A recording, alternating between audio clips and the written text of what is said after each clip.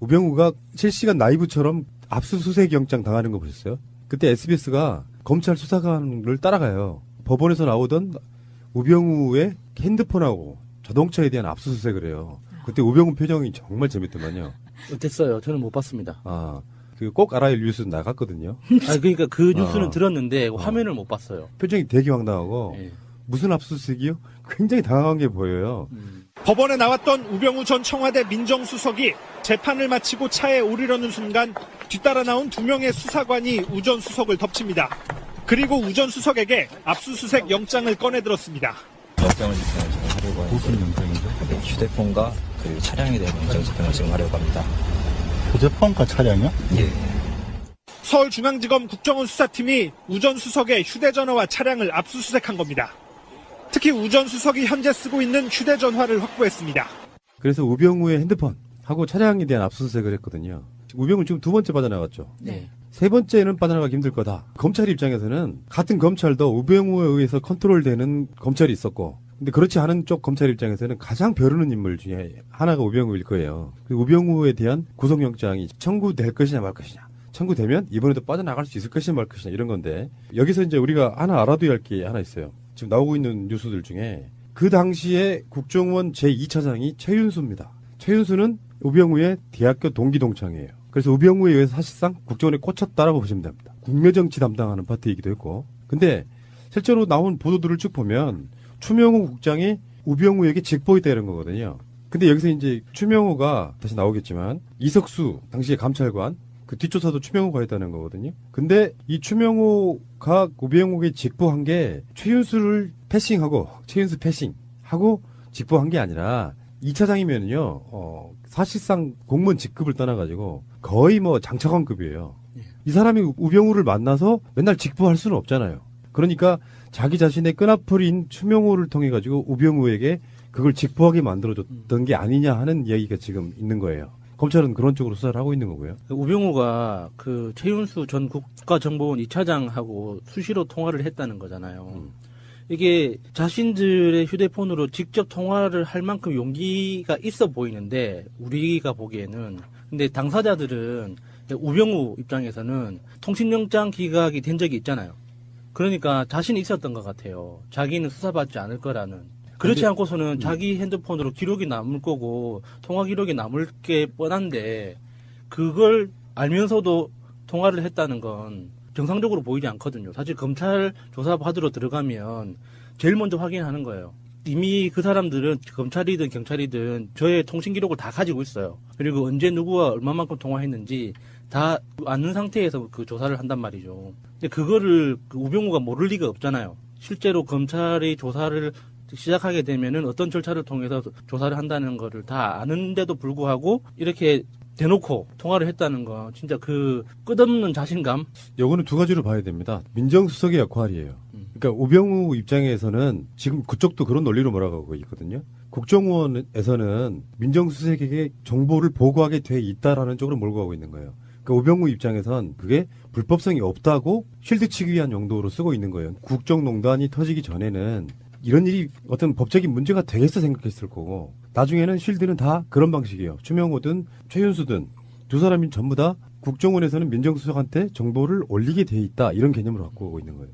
그러니까 민정수석 직책이 있을 그 당시에는 그랬다 치더라도 지금 청와대를 나와서까지 계속 그렇게 부지런하게 서로 통화를 하는 건 뭐 특별히 친했다든가 사랑하는 동기였다든가 뭐 그런 거가요? 그러면 어떻게 받아들여야 돼요? 이게 전체 사건에서 서로 혐의를 받고 있는 당사자들이 이렇게 서로 통화하는 건 누가 봐도 의심스러운 거잖아요. 그리고 우병우가 전화가 한 대였을 리가 없잖아요. 얼마 전에 국정원 변호사 자살했다고 발표된 변호사. 그 변호사도 투지폰이 2개, 스마트폰 하나였다고 하니까 우병우는 뭐 최소 5대라고 해도 놀랄 만한 일이 아닐 것 같아요. 재밌는 점은 최은수 2차장의 와이프가 KBS 황수경 아나운서네요. 열린 음악회. 근데 이 우병우의 생각은 이래요. 페이스북에 우병우가 글을 쓰는데 압수수색 당하고 나서 바로 썼어요. 이렇게 썼네요. 오늘 휴대폰을 압수수색 당했습니다. 너무 갑작스럽게 압수를 당한 것이 황당했지만 어차피 죄가 없는 사람의 것을 압수수색해봐야 아무것도 나오지 않을 것이니 걱정이 없습니다. 다만 제 휴대폰에 자료를 조작하여 임의로 넣을 것이 걱정되는군요. 마치 태블릿 PC 조작처럼 말입니다. 요렇게 지금 생각을 하고 있어요. 근데 우병우 본인 계정 맞습니까? 네, 맞습니다, 이거는. 우병우가 페이스북 활동을 안 하다가 이번 올해 2017년도에 들었으면서 자기에 관련된 사건이 벌어지면서 계속 여기에 페이스북 위에 자기의 생각을 올리고 있어요. 그래요? 내가 여러분들에게 항상 드리는 말씀인데 SNS는 인생의 낭비예요. SNS를 정말 딱 목적에만 쓰기가 굉장히 힘들어요. 어쩔 때는 SNS 중독 현상이 나타나고 네. 그러다 보면 꼭 무리수를 두게 돼서 요즘에 웬만한 그 설화들은 대부분 다 SNS를 통해서 나와요. SNS는 하지 마시기를 강력히 권해드려봐요. 이게 도움이 안 돼요, 본인한테. 저도 사업하는 친구들한테 그렇게 조언을 합니다. SNS를 하려면 좋은 말만 해라. 좋은 말 외에 다른 이야기는 절대 하지 말라고. 그런데 그 최윤수 2차장이 문체부의 블랙리스트를 직접 내리꽂았다. 청와대를 거치지 않고 직거래 무슨 뭐 인터넷 상거래도 아니고 그러니까 국정원에서 2차장이 문체부에다가 청와대 거치지 않고 바로 블랙리스트를 했다. 그러니까 다들 알고 있었다는 뜻이죠. 당연히 그렇게 해도 된다는 걸 서로 암묵적으로 알고 있었다는 뜻밖에 안 되는 거죠. 국정원과 청와대가 하나이지 않고 둘이 돼 둘이지 않은 국정원 마음대로 이런 것들을 해도 크게 문제가 되지 않는 그런 상황이었던 거죠. 청와대가 있기나 했었던 건지 궁금하기도 하고요. 국정원이 블랙리스트를 이렇게 문체부에다 직접 내릴 정도면 국정원이란 존재가 이렇게 정책 결정하고 뭔가를 하는 집단이 아니잖아요. 정보 수집 집단이고 스파이 집단인데 문체부에다 직접 명령을 내린다? 이거는 거의 뭐 청와대가 있기는 하되 유명무실한 청와대였다는 걸 반증해 주는 거라고 봐요. 이렇게 볼 수도 있겠죠. 처음에 시작할 때는 앞으로는요 청와대 거치지 말고 국정원에 물어보세요. 그렇게 시작되면서 거래가 시작되는 거잖아요. 지금 최윤수가 부산 고검 차장을 지내다가 국정원 2차장으로 취임할 무렵 이게 2016년 2월 달입니다. 문화체육관광부에 직접 문화예술 블랙리스트 명단을 전달하기 시작했는데 그 전에는 국정원이 작성한 명단이 청와대를 통해서 문체부에 전달되는 방식이었어요. 국정원이 청와대에 올리면 청와대가 문체부에 전달을 했는데 최윤수가 취임하던 그 2월부터는 문체부가 먼저 사업을 진행하기 전에 국정원에다가 명단을 보내요.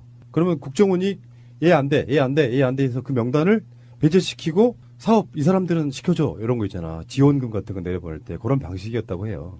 그래서 문체부가 청와대에서 보낸 명단은 B 그리고 국정원에서 보낸 명단은 K로 표시를 해서 관리를 했대요. 당시 이 업무를 했던 문체부 직원들은 마음이 불안하지 않았을까요? 이런 일을 하면서도. 일단은 신원조의 개념이 아니었을까? 그래도 그 문체부 직원 중에서도 이러면 안 된다고 우려를 표하고 이렇게 항명이라기에는 좀 약하지만 좀 이렇게 반론을 제기했던 사람도 있었는데 묵살당하긴 했지만 그 반론을 제기했다고 하잖아요. 분명히 이게 불법성을 알고 있었다는 뜻인데 아무리 공무원들이 시키면 시키는 대로 한다지만 좀 불편하지 않았을까 하는 생각이 들어요. 시키면 시키는 대로 하면서 이게 불법적인 게 돼서 내가 처벌받을 거야라는 위험성보다 지금 당장 나한테 오는 어떤 달콤함이 더 컸겠죠.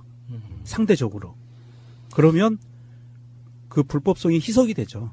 나한테 오는 이득으로 인해서 돈이 온다든지 지위가 온다든지 그랬을 경우에는 무시가 되는 게 사실은 통상적이에요. 그런 부분들이. 아마도 이 담당자들은 대부분 알고 있었을 거예요.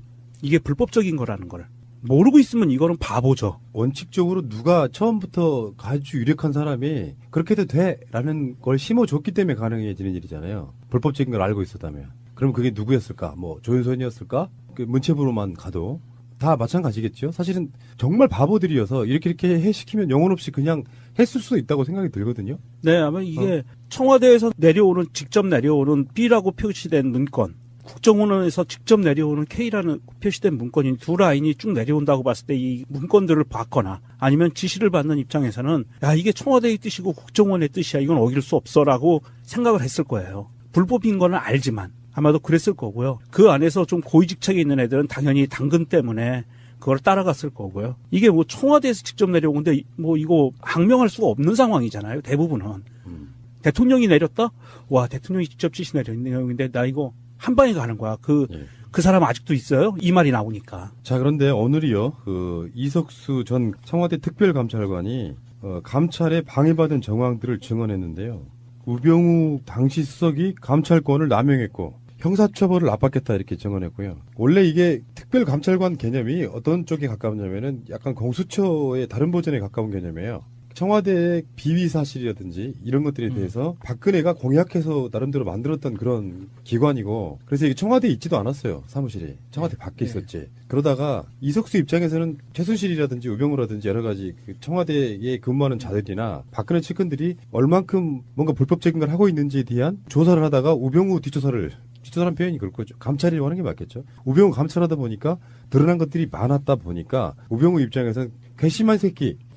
그러면서 우병우가 이석수를 또 뒷조사하게 만들잖아요. 국정원 직원을 통해 가지고. 근데 그 당시에 감찰했던 내용들 중에 우병우 아들의 병역 그 보직 특혜, 여기에 대해서 특혜가 맞다, 뭐 이렇게까지 증언을 했네요. 우병우 아들 그 특혜의 디테일은 많이 알려져 있잖아요. 핸들링이 좋았다.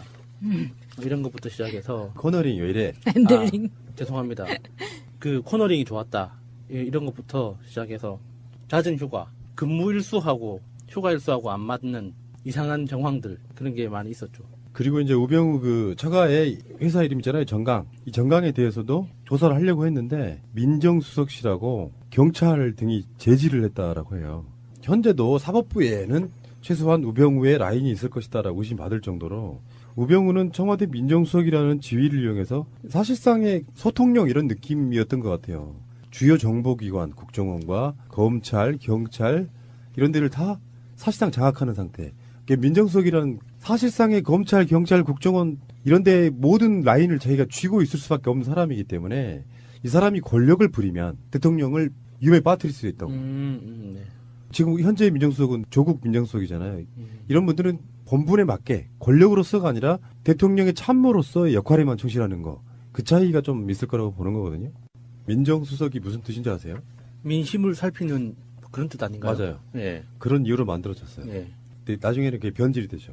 민심을 독점하는? 사찰하는 걸로 변경이 되죠. 예, 그렇지. 사찰 같은 걸 포함하고 모든 사법 권력들을 다 모아주는 뭐 이런 정도. 사실 민정수석이라는 개념이 정말 민심이 어떻게 돌아가는지 그거랑 사법 권력을 장악하는 거하고 무슨 상관이 있을까 이런 생각도 좀 해봐요. 그래서 그 자리에는 보통 검사 출신들이 떡하니 앉아가지고. 그래서 검사 출신이 아닌 사람이 지금 현재 민정수석 하고 있는 것도 사실 이례적인 일이에요. 저번에 왜 이명박 쪽에서 다스 문제네 뭐네 얘기가 나오고 있을 때 가장 먼저 이명박이 찾은 인물이 누구냐면 이종찬이라고 이명박 때 민정수석 했던 사람인데 그런 사람들을 불러 모아가지고 그거 물어보는 거예요. 참여정부 때 비리는 없었냐?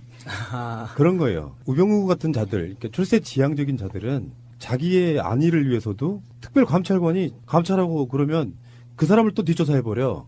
놀라운 일이죠, 사실 알고 보면. 예. 우병우가 지킬 게 많아서 점점 더 그러는 것 같은 게 아까 말씀하신 정강 같은 경우에는 우병우와 가족들이 포함된 가족 회사잖아요. 그래서 그 회사에 대한 횡령 때문에도 잡혀져 있는 게 많았는데 원래 처가의 회사, 그 삼남개발이라는 회사가 기흥에 있는 기흥 컨트리클럽을 네. 소유하고 있는 곳이잖아요. 그곳이 기업인들 사이에서는 정말 프리미엄급으로 비싼 그린피를 내는 골프장이라고 해요. 우리나라에서 가장 비싸다는 골프장에 속하는 거죠, 이 회사가. 네, 이 회사 자체가. 그런데 이것도 지켜야 되고 저것도 지켜야 되는 우병우 입장에서는 이렇게 갈 수밖에 없는 거죠, 지금.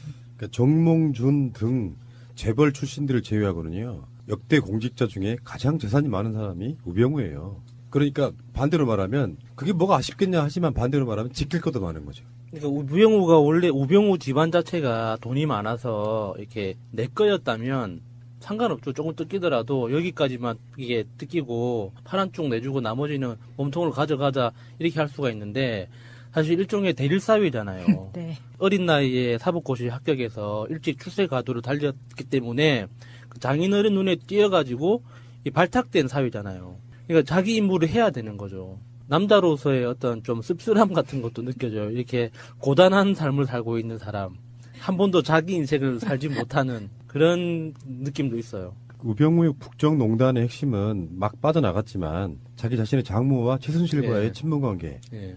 우병우는 노무현 대통령 수사하는 라인 중에 하나였었고 그래서 이제 그런 얘기를 했냐 안 했냐도 지만 당신은 지금부터는 전직 대통령이 아닙니다. 뭐 했다는 게 우병우의 말이라고 알려져 있잖아요. 그러다가 뭐 사법고시도 막 소년급제할 정도로 빨리 합격하고 그러면서 가장 동기 중에 빠르게 치고 나갔던 사람인데 예. 근데 노무현 대통령이 돌아가심으로써 사실 우병우의 출세 가도에 빨간불이 켜져요. 그러니까 가장 먼저 검사장을 달 인물로 인식이 돼왔지만 검사장을 못 달고 다른 동기들한테 추월당해버려요. 그러니까 검찰을 그만두고 나서 변호사를 잠깐 하죠. 한 1년 정도. 예. 그 사이에 우리 사이가 우리 재산 지켜주려고 대릴 사이로 데려왔던 저 사이가 우리 사이가 저럴 사람이 아닌데. 50도 되기 전에 검찰을 나와버렸어. 네. 이런 낭패가 있나 네. 했는데 봤더니 박근혜의 최측근 중에 한 명인 최순실을 김장자가 알게 된 놀라운 뭐가 발견되는 거잖아요. 그렇다 보니까 김영한 수석 대 김기춘 비서실장 대 민정수석실로 우병우가 가게 되죠. 네. 그리고 나서 무슨 이유인지 모르지만 김영한 수석은 그만두고 나중에 뭐 돌아가셨고요. 그 자리를 바로 우병우가 꿰차는 우리나라 최고의 권력 실세, 숨어있는 최고의 권력 실세. 출세하고 싶은 자들은 다 나한테 와라. 검찰이든 경찰이든 뭐 국정원이든 어디든 간에. 뭐 그런 겁니다. 계정 맞습니까? 네, 맞습니다. 이거는 우병우가 페이스북 활동을 안 하다가 이번 올해 2017년도에 들었으면서 자기에 관련된 사건이 벌어지면서 계속 여기에 페이스북에 자기의 생각을 올리고 있어요. 그래요? 내가 여러분들에게 항상 드리는 말씀인데 SNS는 인생의 낭비예요. SNS를 정말 딱 목적에만 쓰기가 굉장히 힘들어요. 어쩔 때는 SNS 중독 현상이 나타나고 네. 그러다 보면 꼭 무리수를 두게 돼서 요즘에 웬만한 그 설화들은 대부분 다 SNS를 통해서 나와요. SNS는 하지 마시기를 강력히 권해드려봐요. 이게 도움이 안 돼요, 본인한테. 저도 사업하는 친구들한테 그렇게 조언을 합니다. SNS를 하려면 좋은 말만 해라.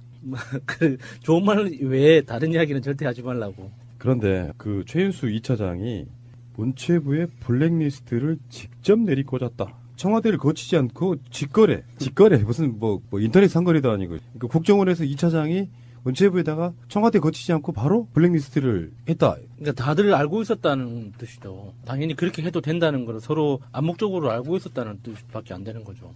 국정원과 청와대가 하나이지 않고 둘이 돼 둘이지 않은 국정원 마음대로 이런 것들을 해도 크게 문제가 되지 않는 그런 상황이었던 거죠. 청와대가 있기나 했었던 건지 궁금하기도 하고요. 국정원이 블랙리스트를 이렇게 문체부에다 직접 내릴 정도면 국정원이란 존재가 이렇게 정책 결정하고 뭔가를 하는 집단이 아니잖아요. 정보 수집 집단이고 스파이 집단인데 문체부에다 직접 명령을 내린다? 이거는 거의 뭐 청와대가 있기는 하되 유명무실한 청와대였다는 걸 반증해 주는 거라고 봐요. 이렇게 볼 수도 있겠죠.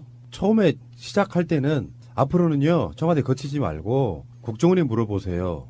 그렇게 시작되면서 거래가 시작되는 거잖아요. 지금 최윤수가 부산 고검 차장을 지내다가 국정원 2차장으로 취임할 무렵 이게 2016년 2월 달입니다.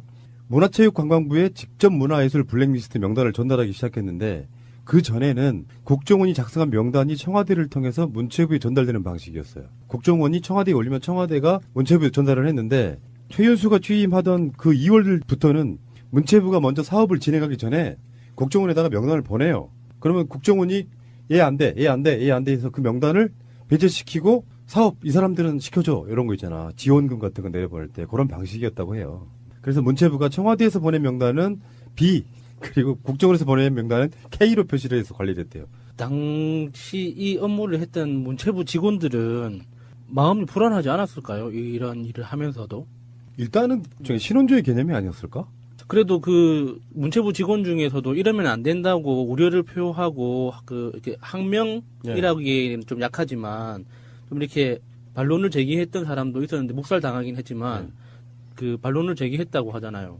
분명히 이게 불법성을 알고 있었다는 뜻인데 아무리 공무원들이 시키면 시키는 대로 한다지만 좀 불편하지 않았을까 하는 생각이 들어요. 시키면 시키는 대로 하면서 이게 불법적인 게 돼서 내가 처벌받을 거야 라는 위험성보다 지금 당장 나한테 오는 어떤 달콤함이 더 컸겠죠. 상대적으로. 그러면 그 불법성이 희석이 되죠. 나한테 오는 이득으로 인해서 돈이 온다든지 지위가 온다든지 그랬을 경우에는 무시가 되는 게 사실은 통상적이에요. 그런 부분들이. 아마도 이 담당자들은 대부분 알고 있었을 거예요.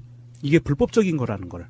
모르고 있으면 이거는 바보죠. 원칙적으로 누가 처음부터 아주 유력한 사람이 그렇게 해도 돼라는 걸 심어줬기 때문에 가능해지는 일이잖아요. 불법적인 걸 알고 있었다면. 그럼 그게 누구였을까? 뭐 조윤선이었을까? 그 문체부로만 가도 다 마찬가지겠죠. 사실은 정말 바보들이어서 이렇게 시키면 영혼 없이 그냥 했을 수도 있다고 생각이 들거든요. 네, 아마 이게 청와대에서 직접 내려오는 B라고 표시된 문건, 국정원에서 직접 내려오는 K라는 표시된 문건이 두 라인이 쭉 내려온다고 봤을 때 이 문건들을 봤거나 아니면 지시를 받는 입장에서는 야, 이게 청와대의 뜻이고 국정원의 뜻이야. 이건 어길 수 없어라고 생각을 했을 거예요. 불법인 거는 알지만 아마도 그랬을 거고요. 그 안에서 좀 고위직책에 있는 애들은 당연히 당근 때문에 그걸 따라갔을 거고요. 이게 뭐 청와대에서 직접 내려오는데 뭐 이거 항명할 수가 없는 상황이잖아요. 대부분은.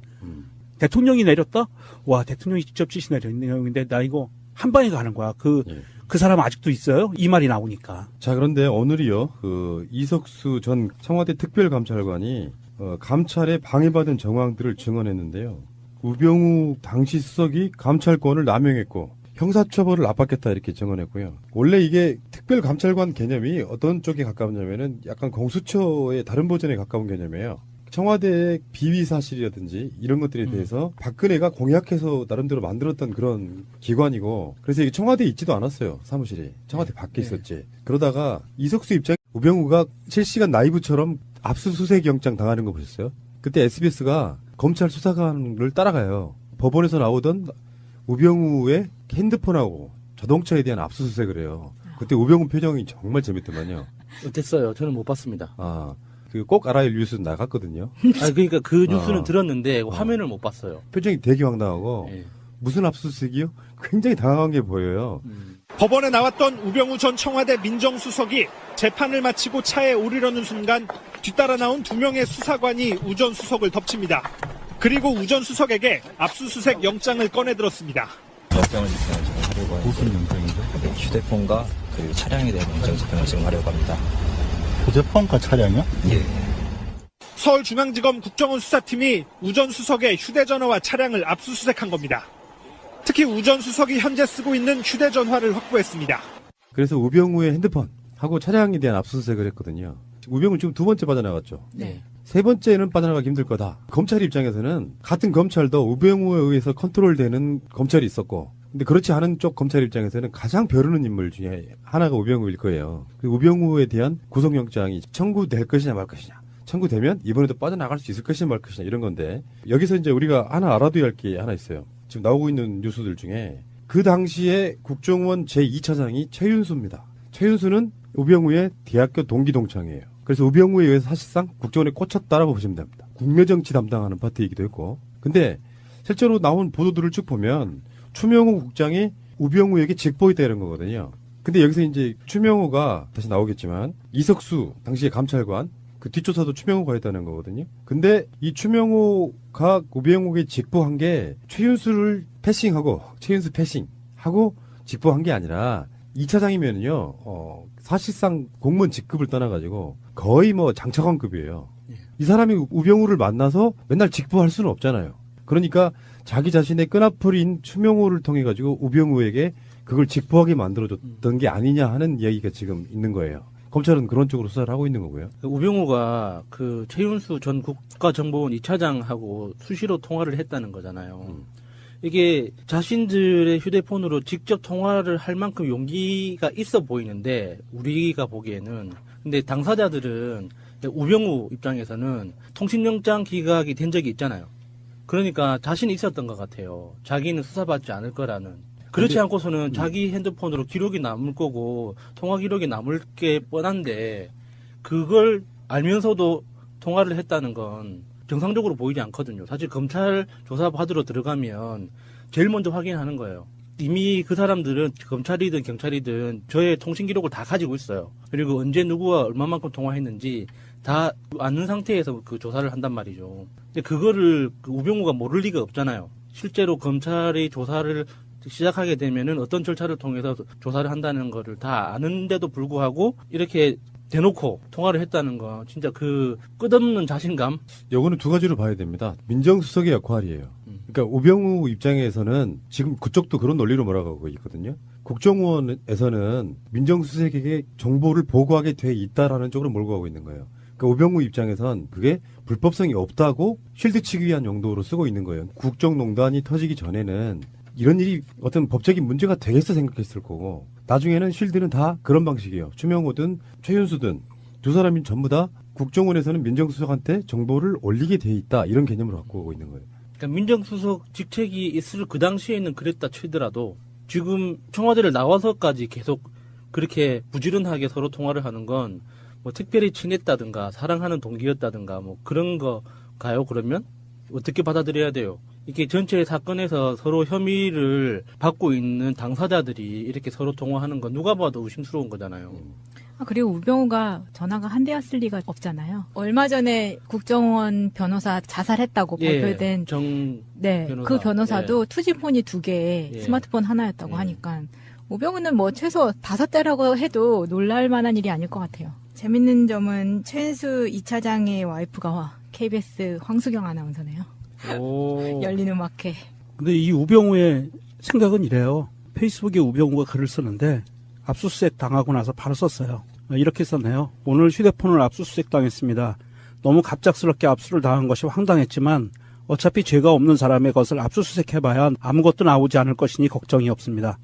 다만 제 휴대폰에 자료를 조작하여 임의로 넣을 것이 걱정되는군요. 마치 태블릿 PC 조작처럼 말입니다. 요렇게 지금 생각을 하고 있어요. 근데 우병우 본인에서는 최순실이라든지 우병우라든지 여러 가지 그 청와대에 근무하는 자들이나 박근혜 측근들이 얼만큼 뭔가 불법적인 걸 하고 있는지에 대한 조사를 하다가 우병우 뒷조사라는 표현이 그럴 거죠. 감찰이라고 하는 게 맞겠죠. 우병우 감찰하다 보니까 드러난 것들이 많았다 보니까 우병우 입장에서는 괘씸한 새끼. 그러면서 우병우가 이석수를 또 뒷조사하게 만들잖아요. 국정원 직원을 통해 가지고. 근데 그 당시에 감찰했던 내용들 중에 우병우 아들의 병역 그 보직 특혜 여기에 대해서 특혜가 맞다 뭐 이렇게까지 증언을 했네요. 우병우 아들 그 특혜의 디테일은 많이 알려져 있잖아요. 핸들링이 좋았다. 이런 것부터 시작해서 코너링이 왜 이래? 핸들링. 죄송합니다. 그 코너링이 좋았다. 이런 것부터 시작해서 잦은 휴가, 근무 일수하고 휴가 일수하고 안 맞는 이상한 정황들 그런 게 많이 있었죠. 그리고 이제 우병우 그 처가의 회사 이름 있잖아요. 정강. 이 정강에 대해서도 조사를 하려고 했는데 민정수석실하고 경찰 등이 제지를 했다라고 해요. 현재도 사법부에는 최소한 우병우의 라인이 있을 것이다라고 의심받을 정도로 우병우는 청와대 민정수석이라는 지위를 이용해서 사실상의 소통령 이런 느낌이었던 것 같아요. 주요 정보기관, 국정원과 검찰, 경찰 이런 데를 다 사실상 장악하는 상태. 민정수석이라는 사실상의 검찰, 경찰, 국정원 이런 데 모든 라인을 자기가 쥐고 있을 수밖에 없는 사람이기 때문에 이 사람이 권력을 부리면 대통령을 위험에 빠뜨릴 수 있다고. 네. 지금 현재 민정수석은 조국 민정수석이잖아요. 이런 분들은 본분에 맞게 권력으로서가 아니라 대통령의 참모로서의 역할에만 충실하는 거. 그 차이가 좀 있을 거라고 보는 거거든요. 민정수석이 무슨 뜻인지 아세요? 민심을 살피는 그런 뜻 아닌가요? 맞아요. 예. 그런 이유로 만들어졌어요. 예. 근데 나중에는 그게 변질이 되죠. 민심을 독점하는? 사찰하는 걸로 변경이 되죠. 예, 그렇지. 사찰 같은 걸 포함하고 모든 사법 권력들을 다 모아주는 뭐 이런 정도. 사실은 민정수석이라는 개념이 정말 민심이 어떻게 돌아가는지 그거랑 사법 권력을 장악하는 거하고 무슨 상관이 있을까 이런 생각도 좀 해봐요. 그래서 그 자리에는 보통 검사 출신들이 떡하니 앉아가지고 그래서 검사 출신이 아닌 사람이 지금 현재 민정수석 하고 있는 것도 사실 이례적인 일이에요. 저번에 왜 이명박 쪽에서 다스 문제네 뭐네 얘기가 나오고 있을 때 가장 먼저 이명박이 찾은 인물이 누구냐면 이종찬이라고 이명박 때 민정수석 했던 사람인데 그런 사람들을 불러 모아가지고 그거 물어보는 거예요. 참여정부 때 비리는 없었냐? 그런 거예요.